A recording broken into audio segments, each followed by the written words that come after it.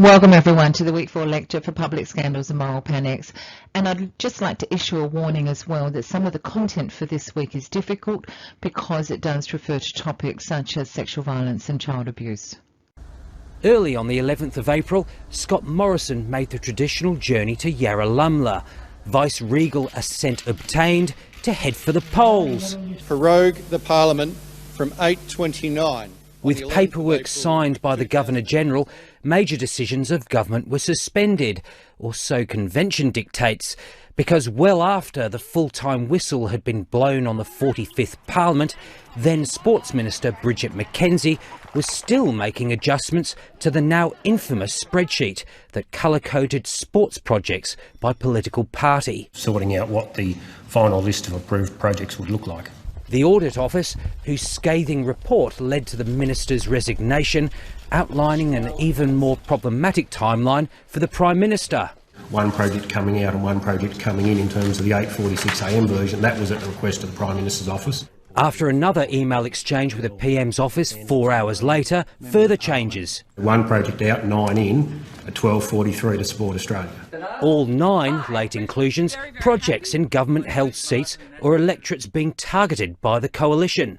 As Vice-Chancellor of the University of Adelaide, Professor Peter Rathjen held one of the most prestigious positions in South Australia, but he was forced to resign earlier this year as the state's Independent Commissioner Against Corruption investigated allegations of sexual misconduct, and the final report is damning. We are deeply disappointed in the conduct of the former Vice-Chancellor Peter Rathjen. His behaviour was unacceptable and contrary to the values and the behaviours that are acceptable at this university.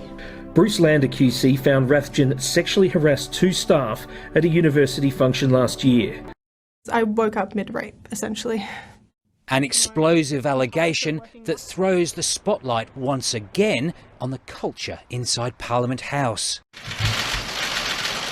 The nation's first law officer puts his account on public trial. The things that are being claimed to have happened did not happen. Christian Porter shattered by allegations dating back decades, insistent he'll stay on as Attorney General. I am not standing down or aside. To do so, he says, would be surrendering to smear and trial by media. If that happens, anyone in public life is able to be removed simply by the printing of an allegation. Now to the explosive new sex scandal in federal parliament. 10 News First has obtained shocking images and videos of senior government staff, so-called conservatives, performing sex acts, not just inside the building, but on the desk of a female MP. Also tonight, an informant tells us about a room where MPs and staff regularly go for sex. Wow, that's a lot of scandals in a relatively short period of time. And of course, that's our topic for today, public scandals. What we're going to be doing is thinking about another event, a public event that focuses public attention, usually called a public scandal, and how that differs from a moral panic. And I want to do that because moral panics tend to focus attention on the less powerful in the community, whereas scandals tend to focus attention on the more powerful in the community. And how I'm going to go about this is I'm going to use the work of some key social scientists in the field. So a definition of a scandal, a couple that I quite like, Aria Dutt is the person who's done the reading for the week, is scandal is the disruptive publicity of a transgression. So a transgression is where we've gone against some sort of rule or social norm.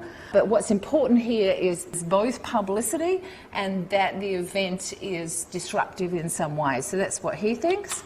And then another couple of thinkers reckon it's when private acts, something that has been done privately, but which disgrace or offend in some way. So we have some idealised dominant morality that we've got of a social community.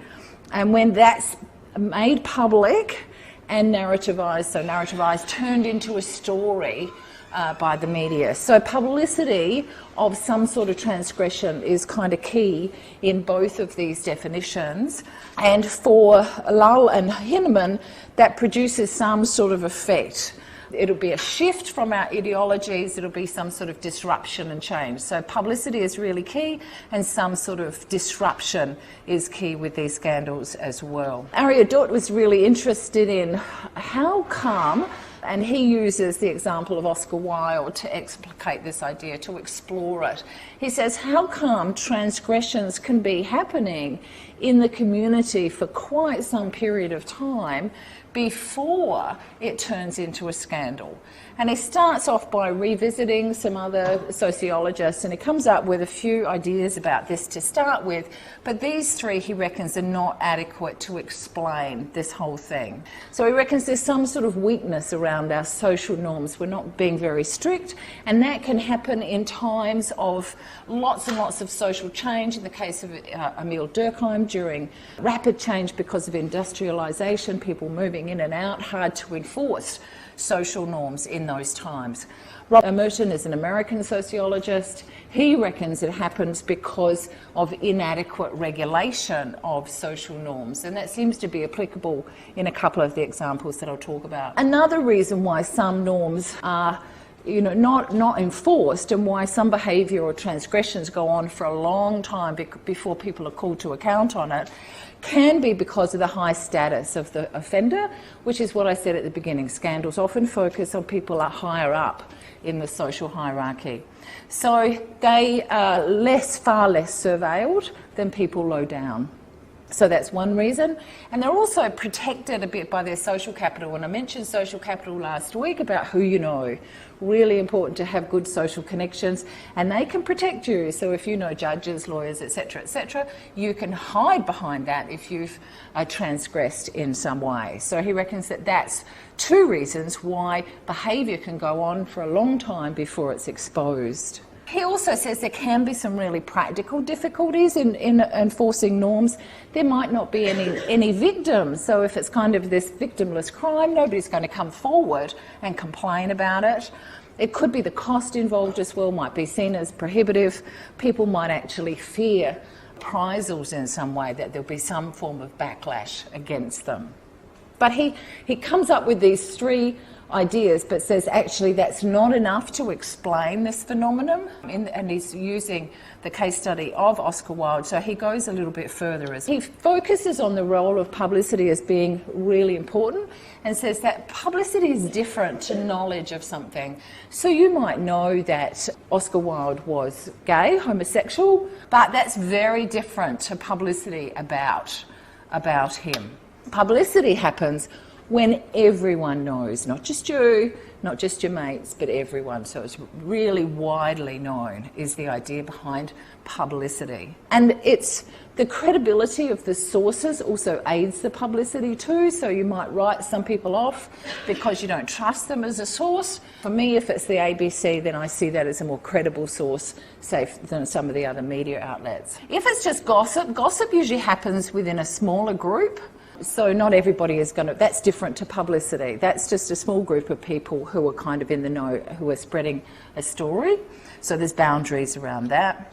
And the same with rumours tend to, a bit like gossip, they'll happen within boundaries, but also they tend to lack credibility because we need some evidence to believe the stories as well. So gossip and rumours don't have a lot of credibility on a wide scale. He reckons that the high status of a transgression can actually provoke publicity as well, and that's because high status people are well known and we are interested in them. So therefore they do evoke some intense interest because people want to know more about these particular people, and especially if they have transgressed in some way. Also, when the transgressor has actually caused some negative impact on others. Now that might not just be an immediate victim, that could also lead to other institutions, for example. So he comes up with this notion of what he calls contamination. So he reckons the offender is not the only one who's affected. In the case of, so I'm going to run through some examples. In the case of Harvey Weinstein, and the Me Too movement and being called out for sexual assault. There's a whole raft of other companies that in the end distance themselves from him because they risk this contamination. They could also be seen, as endorsing his sort of behaviour. So they risked their own reputation. Barnaby Joyce had an affair with a woman that he worked with, and therefore the contamination therefore spreads to the wider National Party, to the Liberal Party, and even to the office of the Deputy Prime Minister. Bronwyn Bishop hired a helicopter to go on a bit of a fun ride to attend a fundraising event for the Liberal Party, and when she was called, spending taxpayers' money, when she was called to account on that, then people take action because the contamination spreads to the Liberal Party, it spreads to the office of the Speaker, it spreads really to the federal government as well because somebody is spending taxpayer money in an ill-advised way. Wayne Carey was an AFL footballer who had an affair. That kind of contaminates the AFL, or has that risk as well. Peter Hollingworth was our Governor-General at one point. He was accused of mishandling sexual abuse cases before he became Governor-General, and he was removed from that post because of this risk of contamination that actually affected the office of Governor-General, the federal government as well, and of course the Anglican Church. Catholic priests, in terms of child sexual abuse, contaminate and spread to the Roman Catholic Church, but also to other Catholics, particularly those in high office, and the state for not regulating churches as well. So there's a risk of contamination there. Essendon Football Club, in terms of the drug trials that they were using, then the risk of contamination again is to the AFL, the larger body, but also to other players who could be accused of taking drugs.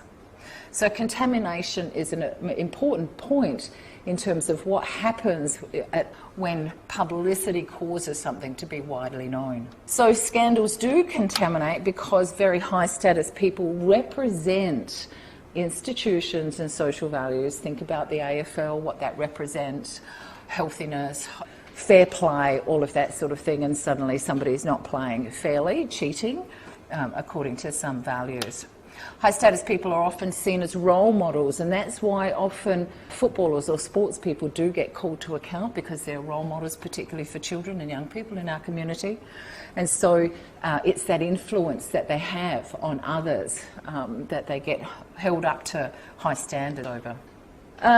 Adult reckons that scandals operate according to a collectivist logic, and therefore the justice, and it brings me back to some conversation we had very early on in the course around this kind of public shaming and how people get behind and have already decided that somebody is guilty and will call them out on it. And he said that is the nature of a scandal. We do react as a community, as a collective against those, versus what's called legal justice, which is where somebody goes to court, which is very focused on the individual and really does demand, proof and evidence and a lot of that as well. He reckons that contamination can provoke crises, and this is distrust in authority figures and institutions more broadly. Therefore, because of contamination, groups actually like to resolve things in-house. So large organisations, for example, if there is a complaint against them, they will often try to seek a settlement with the complainant or a group of complainants rather than go to court, because once it goes to court, it's in the public domain, therefore everybody will know about it. If you can sign up with a complainant in-house and have them sign a confidentiality agreement, so they promise never to tell anybody about that arrangement that they've made, then that's kept in-house and more private. So there's less risk of contamination. So provocations are another form of scandal that he highlights, and this is where an offender transgresses not in private and then gets caught, but actually transgresses in public, and it's a very deliberate act on their part. So think about things like civil disobedience. The beginning of the Pride marches, they've changed now, but initially they were a public transgression.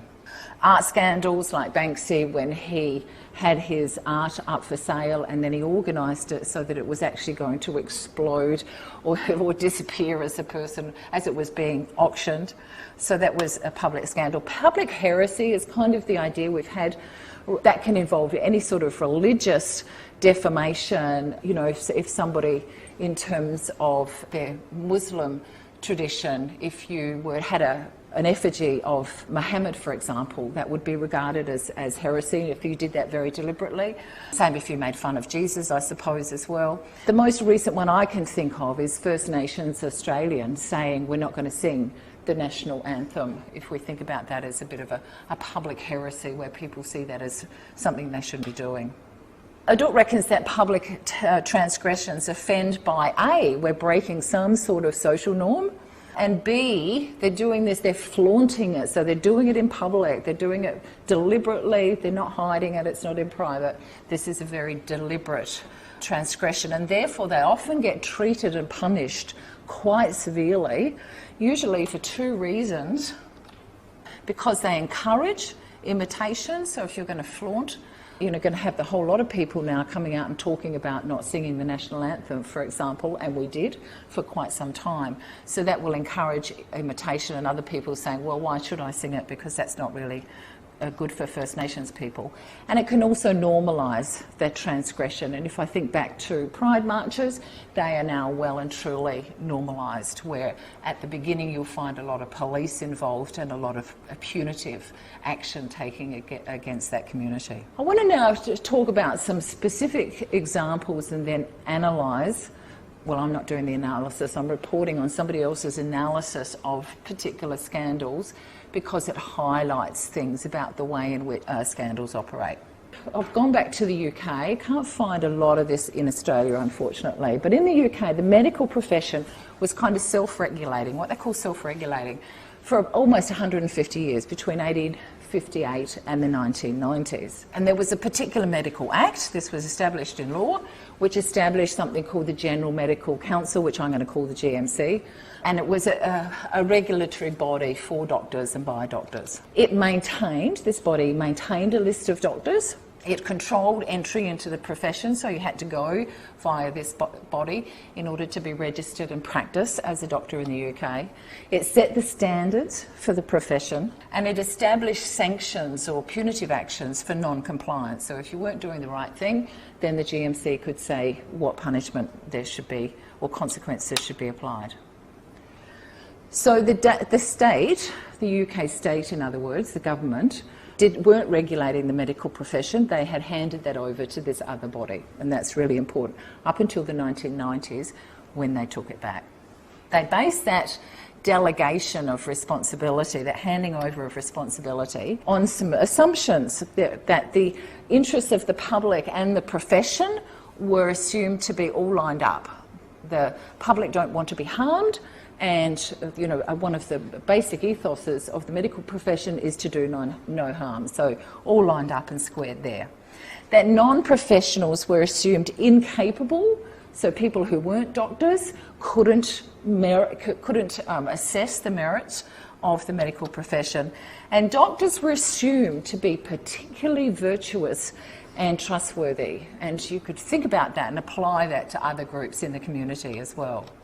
And that professionals were assumed willing to act when individuals didn't work out. And for a long time, maybe that seemed to be okay, but then there were a whole lot of scandals, and I'm just going to run through them. In 2000, this GP, Harold Shipman, was convicted of killing 15 patients, and there was an inquiry into that, and they actually identified probably another 250 patients that he deliberately killed. And they found also that he'd been convicted earlier of possession of controlled drugs and forgery, but there was no supervision in place for this particular doctor. In 2000 as well, a bloke by the name of Clifford Ayling was convicted of 12 counts of indecent assault on women, and this was happening when he was both a GP and a gynaecologist. There had been repeated complaints about his behaviour going all the way back to 1971, which had all been ignored. A couple of psychiatrists were convicted of sexual abuse of female patients in 2000, and a 2005 public inquiry found they'd gotten away with this for decades, even though the first complaint was way back in 1965. There were 30 of these complaints, all separate ones, so 30 people, which weren't investigated in the 1980s. And by the end of the inquiry into this, 67 patients declared they had been victims of Kerr, and 10 of the other bloke, Haslam. Peter Green, who was a GP, was convicted in 2000 as well, 9 counts of indecent assault on male patients, and there was concern again about the time here that these complaints had been going back all the way back to 1985. There was something called the Bristol Royal Infirmary case, where a couple of surgeons had been allowed to persist with, that should actually read substandard practice, in paediatric and adult cardiac surgery between 1989 and 1994. And in 1997, the GMC, that body that I was telling you about, did find 3 doctors guilty of misconduct, 2 surgeons and a radiologist, and the radiologist happened to be the CEO, the Chief Executive Officer of the hospital.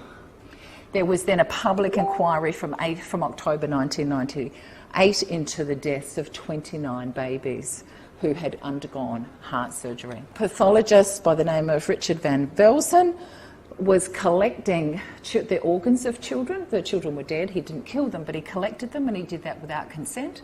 And he didn't use them. He just collected them in jars, and they were found in some dusty, mouldy cellar. He conducted autopsies on children without any parental consent. He was struck off so the GMC did take some action, so he was struck off that register. But the parents of the children, who sometimes felt as if they needed to conduct 2 funerals because of the organs that were in another place, were really upset that he didn't face any criminal charges. Another gynaecologist, Richard Neal, in 2000, note the date, this is all happening at a particular time, was found guilty of 34 charges of failing to provide appropriate care to patients and for lying about his qualifications. So in this case, the GMC acted. They did strike him off, yet they had registered him even after he had been struck off the Canadian register back in 1979 following the death. So they didn't follow up on that, they still let him through in the UK. Another bloke in 1998 was struck off by the GMC for exceptionally poor quality of clinical care and for unnecessary medical practices and for being rough and brutal during internal examinations and procedures. Now, the analysis of these examples is that they're all cases of misconduct which are failures in the duty of care that's owed to the public, but also to their peers, so to other doctors. They've let the profession down, in other words, not just the patients. And I'm following now Dixon Wood's analysis. They reckon that most of the doctors were not bad. The ones at the centre of the scandal were bad apples, is what they reckon. And the problem, though, is that the profession didn't produce those bad apples, but actually that it tolerated them, and tolerated them for a long period of time. So despite the fact that the GMC did have mechanisms for sanctioning doctors in there, sometimes doctors literally got away with murder and other really undesirable behaviour. So the question is kind of how come? So they reckon that there's a conflict right at the heart of the regulatory body here, between the need to monitor and correct deviant and undesirable behaviour on the one hand, and what's called collegial cooperation on the other hand between professionals. So Dixon Woods calls this the collegium model. That regulatory body was operating from this collegial model, and they had kind of a conflict of interest between these two stances. So everyone admitted to the register was also offered an idealised public character as a good and worthwhile person. So they operated on this basis of really high trust between the doctors, which wasn't and isn't conducive to really detailed control and monitoring and policing. So if you trust somebody, do you monitor their behaviour? Not usually. If you trust someone, you don't do that monitoring, and you'd be disinclined to call them out. So the system was actually founded also on an assumption. Remember that doctors were considered as more virtuous and trustworthy than other people. So it was also founded on the idea that this constant monitoring was actually not needed because doctors are good people and they're not going to do bad things. And they had GMC also had a code of conduct which specified, was quite specific, that one doctor shouldn't go around telling horrible stories about another doctor. So doctors were precluded from, in some ways, by this code of conduct in calling out other members of their profession. They didn't define clearly what serious professional conduct might be, even though it was in there. And there were peer sanctions. They reckon they did actually exist. So some people did try to take action against some of these bad apples, but they'd just have a quiet chat with them, or they'd realign work schedules and have them put off into some other area outside of your particular responsibility. So they might dissolve a partnership with a whole partnership and then get rid of that bad apple. But it's not enough to keep the worst in check, and it really does actually remind me of what was going on in the Catholic Church, where once again you'd have people held up as particularly virtuous and trustworthy, and then this body who did that, they would have the quiet chat, they'd move them on, but they didn't actually take serious action against them. The GMC also made it really hard in terms of paperwork, etc., for patients to complain in a formal way. They could compelled to do that informally. The medical profession had been subject to scandals in actual fact since 1858. This was not new. This had been going on periodically for a long period of time. So the question is, what was different this time in the 1990s and through into the early 2000s? And what Dixon Wood says is that there was high drama. So did you have an intake of breath when you read that list of medical doctors who'd misbehaved? Because I certainly did. I went, oh my God, what was going on? So all of that was very high drama playing out in the media all the time, one after the other. There were also, because of the number of deaths, there were the children at Bristol who died when they'd been having heart surgery, and there were those other people who'd been murdered. And of course he was convicted of some murders, but the inquiry thought it was up to or beyond 250 people.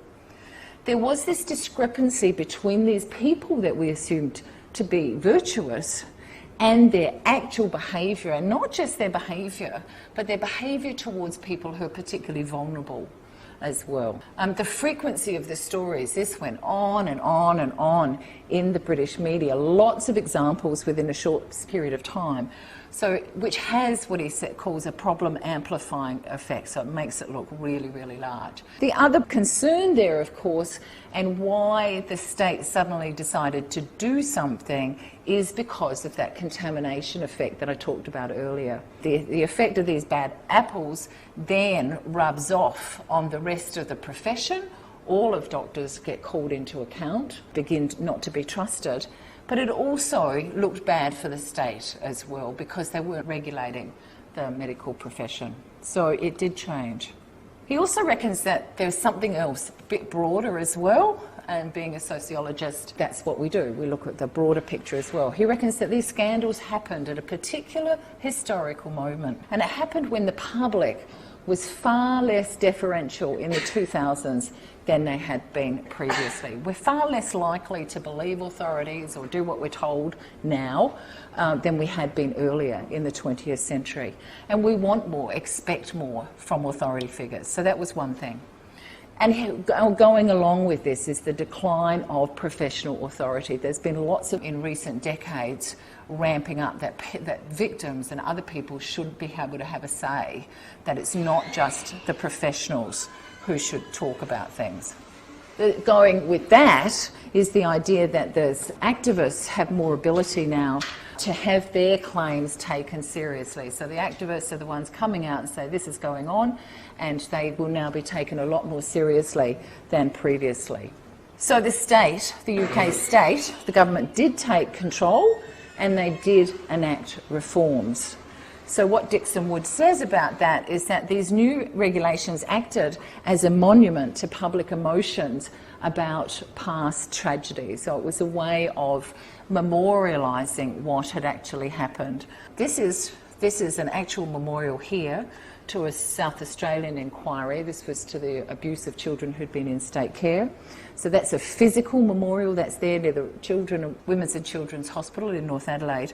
But he's talking about not an actual physical memorial, but some sort of metaphorical memorial in the forms of reform and new regulations. He says we're kind of acting out of disaster management, breach, shame, punishment of an elite group, which is a rebalancing, therefore, of powers, which is usually done with the intention to restore public trust, which actually makes me wonder why we ever had any trust in the first place. So that's the medical scandals. I wanted to then move on to some scholars who were looking at welfare scandals, the welfare of children in state care. And that's their interest, Butler and Drakeford. They're interested in scandals that affect British social welfare policy. And they reckon that scandals are both a consequence of policy, but also cause British welfare policy to happen. And again, I couldn't find an Australian example, so I had to go to the UK. Again, like with medical doctors, events may be happening a long time before a scandal ensues, just like with those medical doctors. So things have been going on for ages. Events might not be perceived as wrong. Instead, they might actually be approved of. So we have a change in standards over time. And one example is some children's home in Staffordshire during the 1980s. And they used isolation of children as a technique, as a behaviour management technique. And the longest period after the inquiry happened, they found that the longest period of time was something like 84 days that a child was isolated. 129 days was over 4 times where a child was isolated. The youngest child being isolated was 9 and the oldest was 17. But when this came to light as a scandal, initially the perpetrators are confused because this was approved practice. This wasn't something that was being hidden away with transgressors thinking or knowing they'd done something wrong. This was approved practice in the children's home. So in this case, the scandal isn't anticipated at all. And it is one way these two guys reckon that the welfare scandals can differ from other types of scandals. That at its most basic, scandals involve unanticipated exposure and then followed by disapproval. The scandals don't just happen, they don't just come out of anywhere, they are actually the efforts of primary claims makers. People are making claims saying bad things are happening in children's homes and you need to do something about it. But they're not, the claims makers aren't necessarily powerful. In the case of children's homes, there may be social workers, there may actually be adult children who were in these children's homes. They're usually outsiders, might be social scientists coming in, often it is a new social worker coming in and going, what the hell, what's going on here? So they're kind of fish out of water and they can see that what was approved practice was actually really unethical and very harmful for the children involved. So in a welfare context, scandals do involve ordinary people rather than the high status people I talked about before. They don't usually always revolve around sex and money, but importantly, they are always concerned with power and the abuse of power and the abuse of money and denial of responsibility. And the media, so we've been talking a bit critically about the media up to date when they're involved in moral panics, but the media is actually absolutely crucial when it comes to exposing wrong done by people in power to vulnerable people. So it's quite a different attitude towards the media when we have a look at their role when it comes to scandals. Just move briefly to Australia and talk about the banking scandal and the role of the media there, where Del Ferguson was approached by somebody who'd been scammed by banks in 2014. She did her research, she teamed up, she works for the Sydney Morning Herald and The Age in Melbourne, and she teamed up with Four Corners. They did a big expose in Four Corners, but it took another 4 years of relentless media stories before a Royal Commission was agreed to. Now, 2014 wasn't the first time that the banks had scammed anyone. That had gone back a very long way, going right back to the 1980s, but it took the media exposure to call these people to account. I'm going to go back to the UK now. what they reckon about these welfare scandals is that the events become scandals because of the stark contrast that's involved. There's cruelty in a place of healing, like in a hospital, for example, or brutality in the home at the hands of those who are supposed to care. So there's a contrast between the behaviour and the supposed behaviour. There's also a lot of dramatic content for the stories. Remember the publicity about narrative media being able to tell a story, to narrativize. So there's heroes and victims and villains. The hero might be somebody who's a child grown up, used to be in the children's home, somebody who speaks out, the kind of the whistleblowers. The victim, often the death of a child, in a setting where they're supposed to be. So it's about that contrast. And villains, people who do wrong, and then the organisations that don't prevent that or endorse that wrong behaviour in some way. Scandals, they reckon, won't happen if there is a consensus. And the example that they use is that there's a very strong political consensus around youth justice policy. This is 2005 and in the UK. And therefore, conditions in juvenile detention centres won't get very much media attention because everybody agrees that these have been bad young people and, you know, they just got to suck it up. So my question to you is, why did Don Dale become a scandal resulting in a Royal Commission in 2016?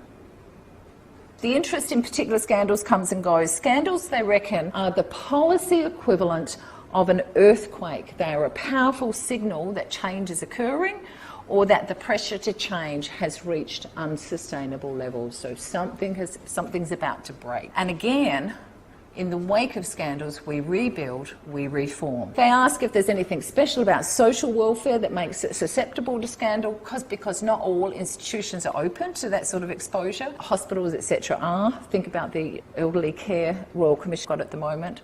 Often it's because those institutions are already in an ambivalent or slightly distrusted position anyway. Think about politicians and social welfare in the UK context as well.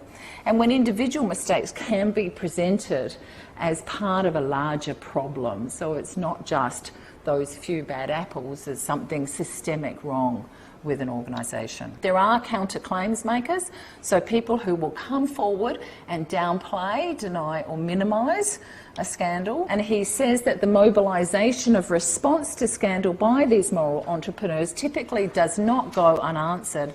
Institutions mount energetic campaigns to blunt collective action. Where critics themselves cannot be attacked, then individual deviants within organisations are scapegoated. Claims are made for the self-regulation of organisations concerned, where the defence that the complained of behaviour amounts only to business as usual cannot be sustained. Organisations also attempt to defend themselves by claiming that their behaviour differs little from other organisations or professions. They will go into denial. They'll say there is no scandal, no bad behaviour. They'll do some mystification, you know, something did happen but we can't really explain it. Or it's secret government business, which always makes me think of it's operational business, so we can't actually tell you what's going on. Or think about confidentiality. Because of confidentiality, I actually can't speak to this particular case. So this is the efforts that the powerful will use to try and divert attention away from them. They will also make countercharges. So they will say that the claims makers are nuts, they're criminal, they're troublemakers, they're incompetent. So in other words, they try to diminish the credibility of the people who are bringing forward complaints. Which brings me back to the Banking Royal Commission. And when the story broke in 2015, so a year after the Four Corners story that I was telling you about, inside of a particular company, IOOF, Adele Ferguson received the following email, which I'm reading for the listeners, from a senior company, and she stresses that. It was a really senior person within this organisation sent her this email. The source of your articles about IOOF is not a whistleblower, Adele. He is a blackmailer who has done this before to another financial institution. They have paid up, we refused as we should, and have paid the consequences via your sensationalist articles. The whistleblower sent intimidatory emails to several staff members implying via innuendo that their children could be under threat of kidnapping or worse at the schools they attended. A senior person in the organisation. You have been sucked in by a person who has known mental problems, That's usually called out. And in doing so, you and the newspaper have grossly abused the privileges given to journalists to report fairly. Parliament should not be used as some sort of kangaroo court, and certainly not to suit the revenge objectives of a blackmailer who didn't get his way. 4 years later, we have a story in the Sydney Morning Herald about the fact that this was not somebody who was misbehaving, this blackmailer. It was actually the organisation that was engaged in illegal and criminal behaviour themselves. So that's an example of these counterclaims. Whenever you hear anybody accusing people of being criminal or nuts, or mentally incompetent in some way, caution. Another Australian example, the Australian Royal Commission, we've talked about this in class before a little bit, the largest Royal Commission or public inquiry in Australian history, largest, in terms of money, in terms of the time it took, in terms of the volume of evidence, in terms of the number of commissioners, witnesses, submissions. It was established in 2013 under the Gillard Labor government, and its aim was to create a safer future for children, to provide justice for victims. And it was established to examine how Australian institutions have responded to the sexual abuse of children and to make recommendations, which are many. My question is, how did we get here? If I have a look at how we got here, then there's a couple of things that I notice. There are lots of claims makers over a long period of time. And those claims makers range from people who grew up, who have, grown-ups who had been sexually abused as children. They've started to come forward, usually from about their 30s onwards. They've joined with other groups of people, like Care Leaders Australia's network, for example, which is people who've been in state care, not necessarily just sexually abused, but also abused in other way in state care. So people have written books, they've come together, they've written to their MPs, they've gotten some powerful people on their side. For example, Senator Andrew Murray, who was himself sent from the UK to Australia as a child as part of what's called the child migration, where children in orphanages and children's homes, even if their parents were still alive, were told that their parents were dead, and they were shipped to Australia over a period of time to restock the nation after the Second World War. But he was in the Senate, so he was able to put forward some inquiries. And David Hill was another one of those child migrants, but he was chair of the ABC at some point, so he had some power. So there were people with no power whatsoever, people that would be ignored, people who did have criminal histories and serious mental health issues because of the way they had been treated and would be ignored, but there were also people in power. And they started to get together, they started to talk, they formed coalitions, they started putting pressure on. So there were lots and lots of media stories over a long period of time, but there was also other things going on that hasn't really been discussed in the sorts of things we've talked about so far, and that's movies and other books that have been written. So Parramatta Girls, for example, Eyes to the Floor, was written by a playwright, Alana Valentine, and she wrote a play about what went on in a particular girls' home in New South Wales. And Rabbit Proof Fence, you're probably aware of what happened to Indigenous children in Australia. So this was another way of kind of heightening people's awareness of what had been happening to children over a long period of time. There were also a lot of inquiries. There was a Royal Commission into the deaths of Aboriginal people in police custody, which includes minors. A duty of care in WA, sexual abuse of 2 children, a criminal justice inquiry, again that includes minors in Queensland, a select committee into child migration in WA, which prompted a federal government inquiry later on. In New South Wales, there was a particular commission looking at a couple of children's homes. Again in New South Wales, looking at a particular children's homes.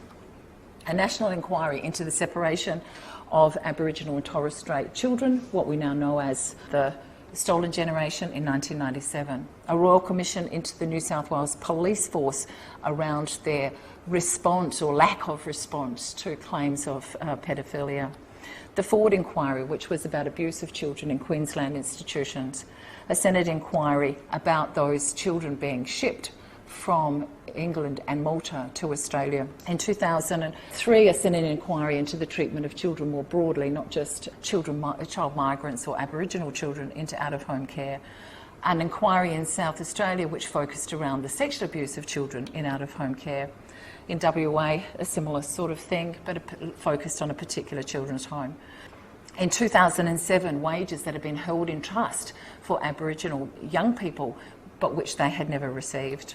Another inquiry in Victoria into their estate care system and into St Andrew's Children's Home. 2012, allegations of sexual abuse, forced adoptions where mothers were forced to give up their children and then they were adopted out. And then another Queensland Child Protection Commission of Inquiry looking at how the recommendations were going. 20 of these I counted. And then we did have some apologies. So this is all stories that are in the public domain now, apologies to various groups. Alongside all of that attention to children in state care, there was also stories of clergy abuse as well, and these went on for a long time, not just in Australia but overseas, and you'll also get movies like Spotlight about those as well. The catalyst, though, was actually the suicide of a man who said it was just too much pain, he couldn't live anymore having been abused. He wasn't in state care, he was abused by a Roman Catholic priest. And then the Herald, the Newcastle Herald, where he lived, actually put on a particular campaign to push the government into having a royal commission. Their findings, I just wanted to draw your attention to this because of our discussion about priests, that out-of-home care, the percentage of people who came forward who'd been sexually abused, 41.6 of those had been in state care. And when it comes to religious activities, that was 14.5%. And then one of the first roles that Scott Morrison had to do as Prime Minister of the country in 2018 was to apologise to all of those victims. So why did Don Dale become a scandal? Don Dale is a youth detention centre in the Northern Territory. We had seen what had been going on, and we'd seen the impact on people as well when they had been abused as children. So I just want to finish off really quickly with other people who looked at political scandals, and when there's politicians, it usually is involved with sex, so there's some sex scandals. So a couple of academics wanted to have a look, and what they noticed is that and we're in the United States here, is that if politicians are involved in sex scandals, they're punished in some way by the voters. But they've also noticed that they will probably be rewarded. If politicians are really attractive, then they will be rewarded in some way. So there's this idea of beautiful is good and bad is ugly, and a couple of examples there, Richard Nixon and John F. Kennedy. They were both involved in scandals. John F. Kennedy in terms of sex scandals, he had relationships with a large number of women, and Nixon in terms of spying on the Democratic Party. But the thing was that Kennedy is still a hero and Nixon suffered. So their hypothesis was that attractiveness, so this comes from other research they've done, attractiveness is an electoral advantage. People react positively with sympathy, trust, friendliness, all of that, when exposed to something or someone who is attractive. And remember, that's all going to be culturally determined anyway, about what's attractive or not. And people react negatively or with anger and frustration when they learn there's a scandal. So their hypothesis, positive feelings are associated with attractiveness, will mitigate, is their hypothesis, will mitigate against the negative impact of a scandal.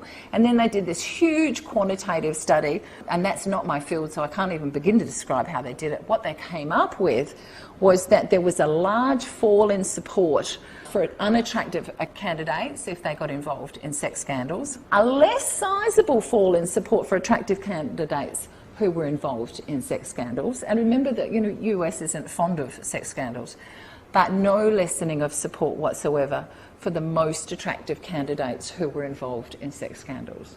So the moral of the story is, if you're in the US and you're going to be a politician, make sure you're good looking and then you'll get away with it. I wonder if Australia differs from the United States around this, though, or around ideas of attractiveness, because Barnaby Joyce resigned as leader of the Nationals in 2018 over a sex scandal, and he's back again this year as leader of the Nationals and as Deputy Prime Minister. After yesterday's bust-up, today was all happy families, although young Master Joyce tried his own reshuffle. Don't move the wall, mate. The law, Your Excellency. The Prime Minister dialing in to see his new deputy sworn in. I, Barnaby Thomas Gerard Joyce, and that I will be faithful. Scene stealing clearly running in the family. Barnaby Joyce's return to the top job causing consternation among some rural women. It's though the National Party have not listened to women over the last 3 years. As father of 4 daughters, I have obviously an incredible vested interest. His affair with a staffer and an allegation of sexual harassment, though strongly denied, still prompting questions of Mr Joyce's suitability to high office. Leader of the Opposition. Labor revisiting some of backbencher Barnaby's greatest hits. I refer to the Deputy Prime Minister's statement, quote, "I don't want the government any more in my life." I'm sick of the government being in my life. Though the opposition gleefully aired Barnaby Joyce's dirty laundry in Parliament today, Labor recognises he's a crafty politician capable of returning fire. His imperfections and past mistakes would be regarded as a liability by many, but Joyce's backers say they also give him an authenticity that appeals where it counts most. I think he's a straight shooter and what he did in the past is nobody's business. I think he was a hypocrite, particularly as he was so outspoken about same-sex marriage and family values. We've covered a lot of material, so let's just sum up very briefly. We have looked at the key elements that make up a public scandal, including publicity, contamination, claims makers and counter-claims makers. We have considered the importance of the media when claims makers are not powerful members of the community, and we've thought about the long build-up of events that culminated in the Australian Royal Commission into institutional responses to child sexual abuse. And finally, a point to remember, moral panics do tend to focus on those below in the social order, whereas scandals tend to focus on those in power or those who are higher in the social order.